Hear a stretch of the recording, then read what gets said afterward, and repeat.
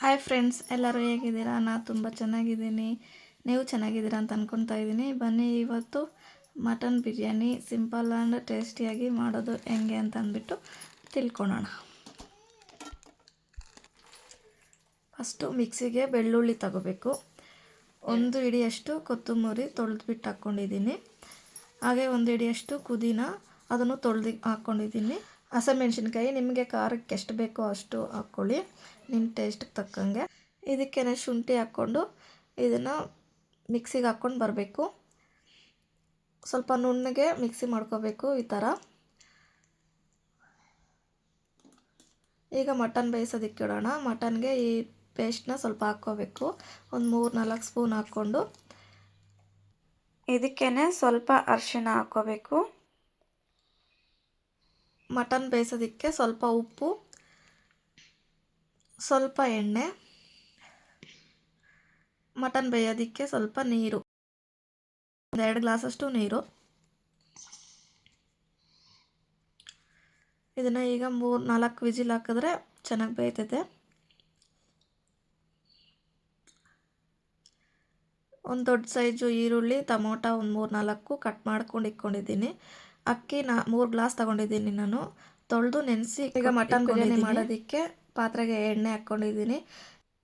ಎಣ್ಣೆ ಬಿಸಿಯಾಗಲಿ. ಈರುಳ್ಳಿ ಕಟ್ ಮಾಡಿರೋದು, ಅದಕ್ಕೆ ಸ್ಟಾರ್ ಫ್ಲವರು 3, ಪಲಾವ್ ಎಲೆ 3, ಚಕ್ಕೆ ಲವಂಗ 2 ಚಕ್ಕೆ ದೊಡ್ಡವು, ಲವಂಗ ಒಂದು 5, ಅದಕ್ಕೆ ಮರಾಠ ಮೊಗ್ಗು 3, ಆಮೇಲೆ ಕಸೂರಿ ಮೇಥಿ ಸ್ವಲ್ಪ, ಅದಕ್ಕೆ ಇದ್ರ ಜೊತೆಗೆ ಏಲಕ್ಕಿ ತಗೊಳ್ಳಿ, ನನ್ನ ಹತ್ರ ಏಲಕ್ಕಿ ಇರಲಿಲ್ಲ. ಸ್ವಲ್ಪ ಸೋಂಪು. ಈಗ ಎಣ್ಣೆ ಬಿಸಿಯಾಗಿದೆ, ಎಣ್ಣೆಗೆ ಇಷ್ಟು ಹಾಕ್ಕೊಳ್ಳೋಣ. ಇದನ್ನು ಸ್ವಲ್ಪ ಲೈಟ್ ಗೋಲ್ಡನ್ ಕಲರ್ ಬರೋವರೆಗೂ ಈರುಳ್ಳಿನ ಎಣ್ಣೆಯಲ್ಲೇ ಫ್ರೈ ಮಾಡ್ಕೋಬೇಕು. ಈರುಳ್ಳಿ ಎಣ್ಣೆಯಲ್ಲಿ ಸಾಫ್ಟಾಗಿ ಫ್ರೈ ಆಗೋದಕ್ಕೆ ಸ್ವಲ್ಪ ಉಪ್ಪು, ಪ್ಲೇಟ್ ಮುಚ್ಚಿ ಸ್ವಲ್ಪ ಹೊತ್ತು ಫ್ರೈ ಮಾಡ್ಕೋಬೇಕು. ಈರುಳ್ಳಿನ ಸ್ವಲ್ಪ ಲೈಟ್ ಗೋಲ್ಡನ್ ಕಲರ್ ಬರೋವರೆಗೂ. ಇದಕ್ಕೇ ನಾವು ಮಿಕ್ಸಿಗೆ ಹಾಕ್ಕೊಂಡಿದ್ದೀವಲ್ಲ ಅದನ್ನು ಹಾಕ್ಕೋಬೇಕು. ಅದನ್ನು ಸಹ ಎಣ್ಣೆಯಲ್ಲಿ ಫ್ರೈ ಮಾಡ್ಕೋಬೇಕು, ಸ್ವಲ್ಪ ಹಸಿ ವಾಸನೆ ಹೋಗೋವರೆಗೂ. ಇದಕ್ಕೀಗ ಟೊಮೊಟೊ, ಅದನ್ನು ಸೇಮ್ ಎಣ್ಣೆಯಲ್ಲಿ ಫ್ರೈ ಮಾಡ್ಕೋಬೇಕು.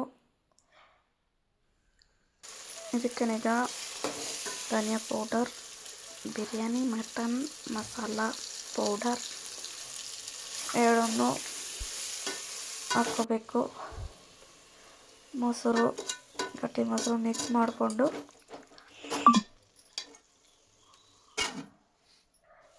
ಒಂದು ಸ್ವಲ್ಪ ಹೊತ್ತು ಫ್ರೈ ಮಾಡ್ಕೋಬೇಕು. ಇದನ್ನು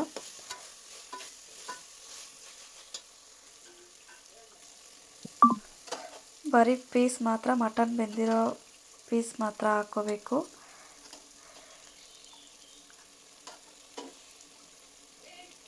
ಎಣ್ಣೆಯಲ್ಲಿ ಈ ಮಸಾಲೆಯಲ್ಲಿ ಸ್ವಲ್ಪ ಪೀಸೆಲ್ಲ ಫ್ರೈ ಆಗಬೇಕು.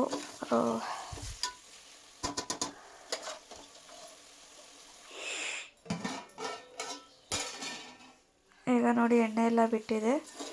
ಇದಕ್ಕೆ ನಾವು ಮಟನ್ ಬೆಂದಿರೋ ನೀರಿತ್ತಲ್ಲ ಅದನ್ನು ಹಾಕ್ಕೋಬೇಕು. ನಾನು 3 ಗ್ಲಾಸ್ ಅಕ್ಕಿ ತಗೊಂಡಿದ್ದೀನಿ, ಅದಕ್ಕೆ 6 ಗ್ಲಾಸ್ ನೀರು ಹಾಕ್ಕೊತಾ ಇದ್ದೀನಿ. ನಂಗೆ ಮಟನ್ ಬೆಂದಿರೋ ನೀರು 3 ಗ್ಲಾಸ್ ಬಂದಿದೆ, ಅಷ್ಟನ್ನು ಹಾಕ್ಕೊತಾ ಇದ್ದೀನಿ. ಎಕ್ಸ್ಟ್ರಾ 3 ಗ್ಲಾಸು ಬೇರೆ ವಾಟರ್ ಹಾಕ್ಕೊಂಡಿದ್ದೀನಿ. ಮಟನ್ ಇದರಲ್ಲಿ ನೀರೆಲ್ಲ ಚೆನ್ನಾಗಿ ಕುದಿ ಬರಬೇಕು. ಕುದಿ ಬರೋವರೆಗೂ ನಾವು ಅಕ್ಕಿ ಹಾಕ್ಬಾರ್ದು, ಕುದಿ ಬಂದಾದಮೇಲೆ ಹಾಕ್ಕೋಬೇಕು. ಈಗ ಉಪ್ಪು ಖಾರ ಎಲ್ಲ ಇವಾಗೆ ಅಡ್ಜಸ್ಟ್ ಮಾಡ್ಕೊಂಡು ಹಾಕ್ಕೋಬೇಕು ನೋಡಿಕೊಂಡು. ನನಗೆ ಸ್ವಲ್ಪ ಖಾರ ಸ್ವಲ್ಪ ಉಪ್ಪು ಹಾಕ್ಕೊಂಡಿದ್ದೀನಿ, ಶಾರ್ಟೇಜ್ ಇತ್ತು. ಈಗ ಪ್ಲೇಟ್ ಮುಚ್ಚಿ ಕುದಿಸ್ಕೋಬೇಕು. ನೀರು ಚೆನ್ನಾಗಿ ಬಿಸಿ ಆಗಬೇಕು. ನೋಡಿ ಈಗ ಕುದೀತಾ ಇದೆ. ಈ ಟೈಮಲ್ಲಿ ನಾವು ಅಕ್ಕಿ ಹಾಕ್ಕೊಂಡು, ಅಕ್ಕಿ ಎಲ್ಲ ಹಾಕಿದ್ದಾದಮೇಲೆ ಲೋ ಟು ಮೀಡಿಯಮ್ ಫ್ಲೇಮಲ್ಲಿ ಸ್ವಲ್ಪ ಹೊತ್ತು ಬೇಯಿಸ್ಕೋಬೇಕು. ಮಧ್ಯದಲ್ಲಿ ತೆಗೆದುಬಿಟ್ಟು ಈ ಥರ ಮಿಕ್ಸ್ ಮಾಡ್ಕೋಬೇಕು. ಜಾಸ್ತಿ ಮಿಕ್ಸ್ ಮಾಡಬಾರ್ದು, ಅಕ್ಕಿ ನೆಂದಿರೋ ಕಾರಣ ಅಕ್ಕಿ ಮುರಿದೋಗೋ ಚಾನ್ಸ್ ಇರುತ್ತೆ. ಮಿಡ್ಲಲ್ಲಿ ಒಂದು ಸಲ ಮಿಕ್ಸ್ ಮಾಡಿಕೊಂಡು ಪ್ಲೇಟ್ ಮುಚ್ಚಿಬಿಟ್ಟು ಲೋ ಫ್ಲೇಮಲ್ಲಿ ಇಟ್ಬಿಟ್ರೆ ಬೆಂದೋಗುತ್ತೆ ಅಕ್ಕಿ ಅನ್ನೋದು.